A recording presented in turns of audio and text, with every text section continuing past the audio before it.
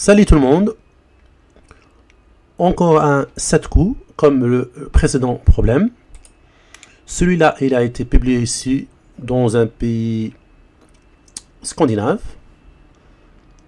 En l'occurrence, la revue finlandaise Suomen Tehtävänika en 2010 et a reçu une troisième recommandée. Et il s'agit aussi encore de sacrifier les deux tours. Alors, on va essayer d'identifier l'idée.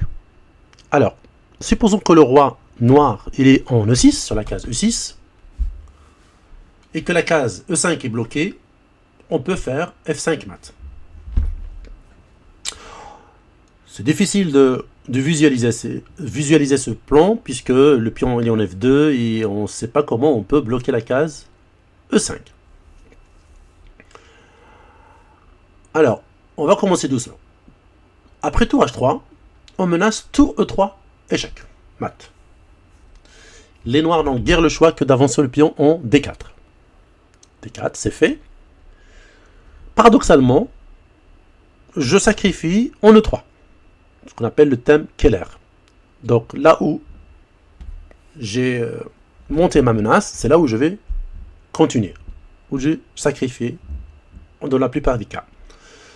Tour E3 échec, le pion prend, et là je commence à remonter le roi. F3 échec. Le roi va en E5. Maintenant l'autre tour entre en jeu. Tour H5, sur la même case que la précédente. Le roi, maintenant, il est en E6.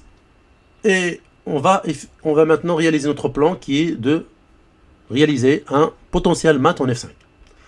On pousse le pion avec la menace tour E5 mat. Les noirs vont refaire le même coup que précédemment, D4, pour empêcher le mat. Donc, on fait D6 et on enlève ou on empêche le mat en E5. Comme tout à l'heure, je continue toujours avec le coup de la menace. Donc, tour E5 échec. Le pion prend.